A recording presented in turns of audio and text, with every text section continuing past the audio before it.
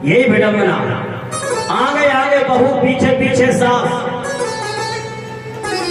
अच्छा, और बहू देखे राम जी को और सास देखे बहू को। और जैसे ही राम जी की रूप माधुरी देखी और बहू का हाल ये हो गया कि ये तो राम जी की रूप माधुरी में खो गए। इसको होश नहीं रहा, अपने शरीर का देहभान भूल गई, इसके नेत्र बंद हो गए और भगवान का सजनो ध्यान करने लगी। इतने में जब सास ने देखा, अच्छा और क्या हुआ कि इसके सर से पल्लू खिसक गया। सर से जब पल्लू खिसका तो सास ने पीठ थपथपाई, कहा अरे कल मुही तुझे शर्म नहीं आ रही? बताओ, यहाँ सब बूढ़े बुजुर्ग बैठे हैं मिथिला के और तू सर पे पल्लू डाल ले। लेकिन इसको होश ही नहीं, ये तो राम जी की रूप माधुरी में खो गए। जब जोर से हिलाया तब इसका ध्यान भंग हुआ। कहा सासू मैया, कम से कम बुढ़ापे को तो संभाल लो। अरे बोले क्या बुढ़ापे को संभाल लो, पहले सर पे पल्लू डाल। ये सब मिथिला के जितने भी बूढ़े बुजुर्ग हैं तुझे देख रहे हैं। बहू ने बहुत अच्छी बात कही, समझ लो। यदि अच्छी बात लगे तो ताली बजाना। बहू ने कहा कि आज हमको नहीं देख रहे। सास ने कहा और किसको देख रहे? बहू ने कहा हे भैया, ए सब ही निहारत राम को और कौन देखत मोय। हे भैया, अरे तू ही एक अभागिनी जो देखत है मोय। आज तू ही ऐसी अभागिनी है जो हमें देख रही है, बाकी ये सब किसे देख रहे हैं? आए धामों काम सब त्यागी, आए धामों काम सब त्यागी, मनहु रंग के धीरो मन लागी, मनहु रंग के धीरो मन लागी, आए धामों काम सब त्यागी।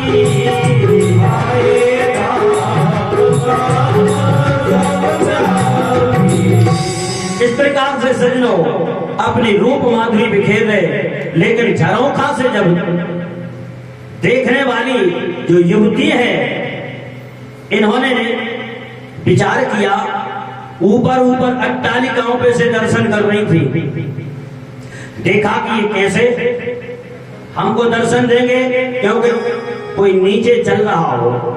और अट्टालिका पे से यदि अपन देखो तो केवल उसकी क्या दिखती है?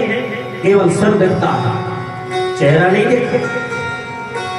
तो इन्होंने विचार किया कि इनका चेहरा कैसे दिखाई देगा। तो एक ने का उपाय हम बता रहे। बोले क्या? बोले इनके पिताजी का नाम लो।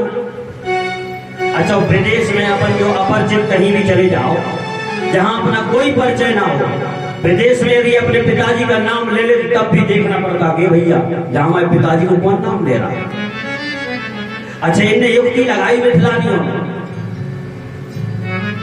तो बोले ठीक है ऐसा करके देख लो। और वास्तव में एक सखी दूसरी सखी से कह रही, अरे सखी तुम्हें पता है जो आगे आगे चल रहे हो, जो पीछे दोनों, इनके पिताजी का क्या नाम है? बोले क्या नाम है?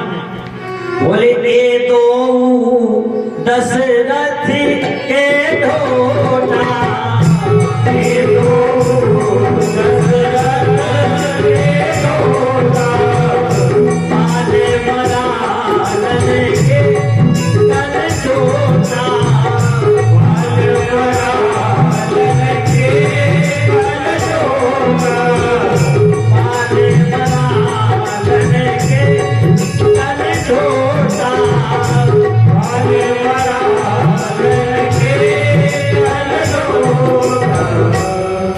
लेकिन राम जी चुपचाप चले जा रहे हैं। लेकिन लक्ष्मण भैया ने राम जी से कहा कि भाई साहब देखो अपने पिताजी का नाम ले रहा हूं, आप कहो तो देख लाइए।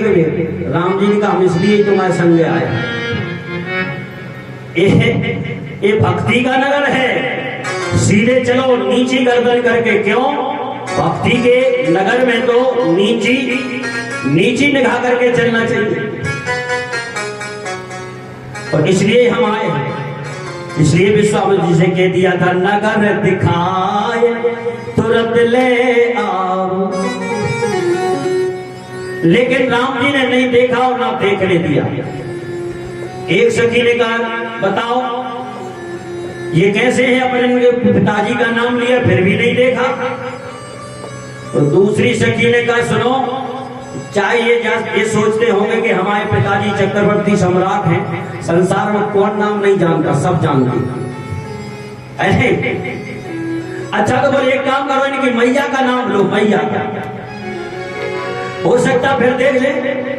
तो एक सखी ने कहा अरे सखी सुनो, जो आगे जा रहे हैं, जो श्यामले जिनका रूप है, इनकी मैया का नाम क्या है? बोले क्या है? बोले कौशल्या सुत सब सुख खानी। कौशल्या सुत सब सुख खानी। नाम नामो धनो सायक पानी। राम राम धनु सायक पानी। नाम नामो लक्ष्मण लघु भ्राता। राम राम लक्ष्मण लघु भ्राता। सुन सकीता सुस्मिता माता। सुन सकीता सुस्मिता माता। ये सखी जो आगे जा रहे हैं, जो बड़े राजकुमार हैं, इनकी मैया का नाम कौशल्या है, और जो पीछे जा रहे हैं इनकी मैया का नाम सुमित्रा है। अब तो लक्ष्मण जी ना भाई साहब तुम देखो चाहे न देखो, हम तो एक बार जरूर ही देखें। बताओ इतनी दूर विदेश में भी अपनी मैयाओं तक का नाम लेने की गारंटी है, अपनी कोई मामा की, मौसा की, फूफा की गारंटी से कोई न कोई सगे है। कोई तो होगा, जब तो बताओ इन्हें अपनी मैया को तक नाम पता है। लेकिन सज्जनों, इशारे में बात चल रही है राम जी की, लक्ष्मण जी की। राम जी ने कहा सीधे चलो, देखना नहीं है। एक सखी ने कहा, जब आपस में बात करते हुए देखे तो एक सखी ने कहा हमें तो ऐसा लगता है कि ये गूंगे हैं, गूंगे। बताओ बोलते हैं। अच्छा गूंगा किससे कहा जा रहा है? बोले जो बिन पग चल ही सुनहि बिन गाना। बिन पग चल ही सुनहि बिन गाना। कर बिन कर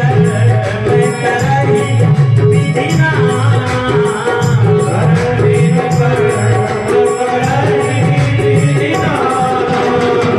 कर बिन कर करहि विधि नाना। कर बिन कर करहि विधि नाना। इसलिए ऐसा लग रहा कि सखी ये गूंगे हैं।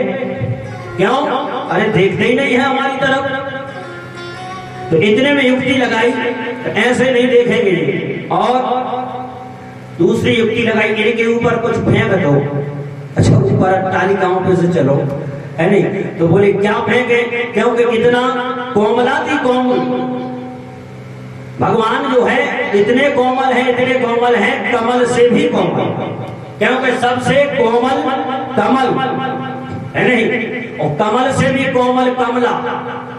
कमला माने लक्ष्मी है नहीं, और कमला से भी कोमल, कमला के कर कमल, और कमला के कर कमल से भी कोमल भगवान के चरण कमल। अब आप विचार कर, है नहीं? तो बोले इनके ऊपर क्या फेंका जाए? जो देखे तो बोले एक ही चीज फेंक सकते हैं। बोले क्या? बोले पुष्प बरसाओ। बोले ही ये हर सही पर सही सुमन सुमुखा सिलोचनी बन। और जाहि जहां जहां बंधु दो भैया कहां कहां परमानंद। दोनों भाई रूप माधुरी बिखेर रहे थे मिथिला की गलियों में।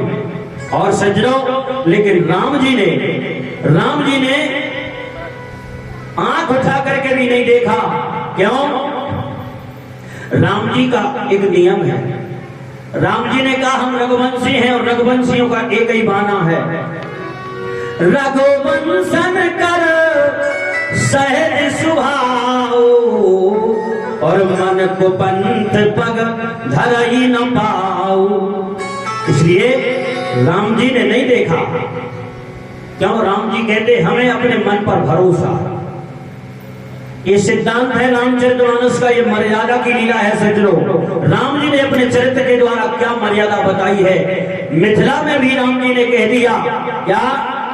मोहे अतिशय प्रतीत मन केरी, मोहे अतिशय प्रतीत मन केरी, जेहि सपने हो पर नारी ना तेरी, जेहि सपने हो पर नारी ना तेरी, जेहि सपने हो पर नारी ना तेरी, जेहि सपने हो पर नारी ना तेरी, मोहि मन प्रतीत अति केरी, मोहि अतिशय प्रतीत मन केरी। ये है राम जी का चरित्र, इसलिए तो गाए जा रहे हैं। बोले मोहे अतिशय प्रतीत मन केरी, ए भैया जेहि सपने हो पर नारी न है। जागृति की कौन कहे, सपने में भी पराई नारी के ऊपर कुदृष्टि नहीं डाली राम जी ने। इसलिए कह दिया तरस सुख दीनो, अरे तरस सुख दीनो प्रभु मनो सति रूपा को, और परस सुख दीनो है गौतम की नारी को। कल आपने कथा सुनी है नहीं? जैसे स्पर्श किया प्रकट हो गई, पर सते पग पावन शोभे न सावन, अरे प्रगट भई तब मुंजे, पग पावन शोभे न सावन, प्रगट भई तब मुंजे। इसलिए एक बार सुख दिया है।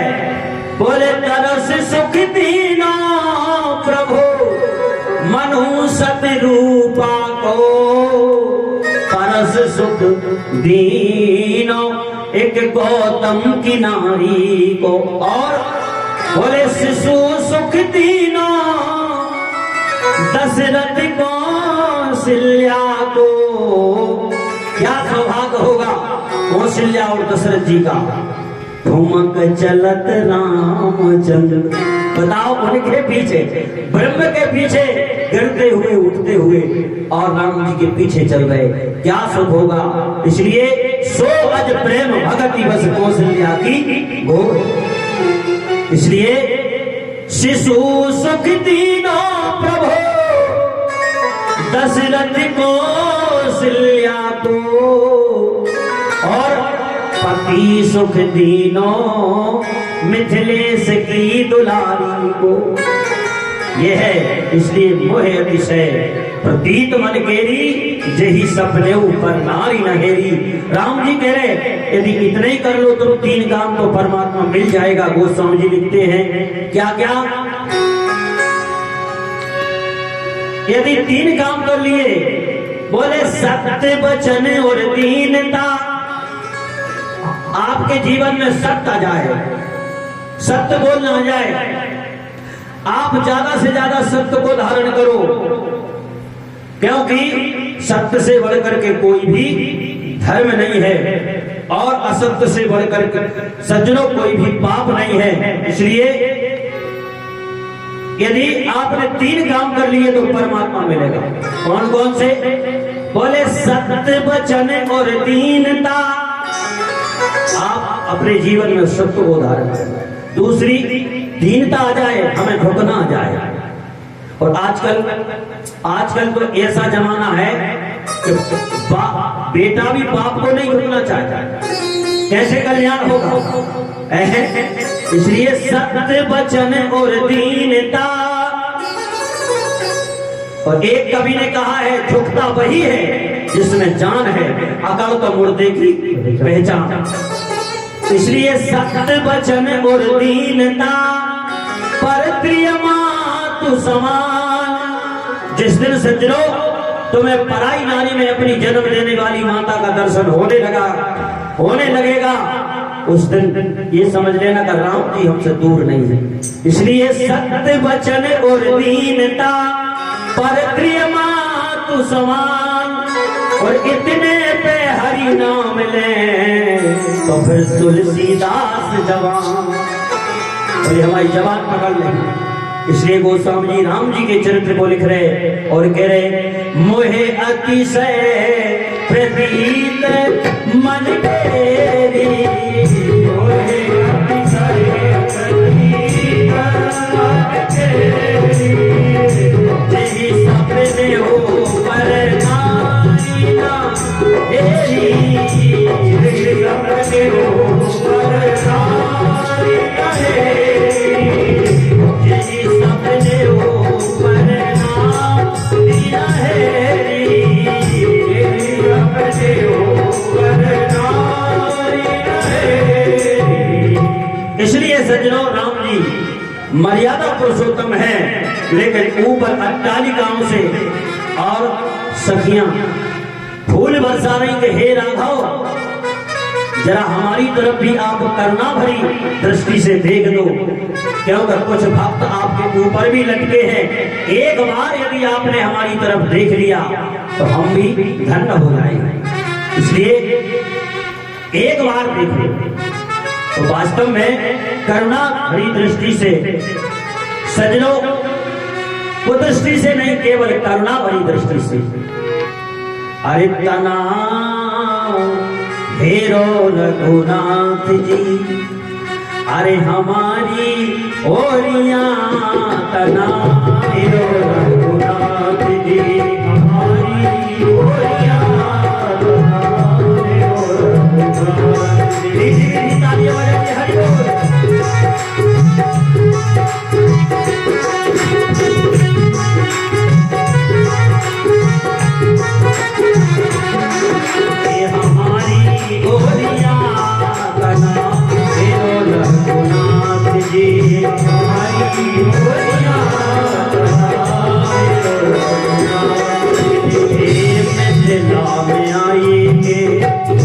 जादू चलई वो मिथिला में आई,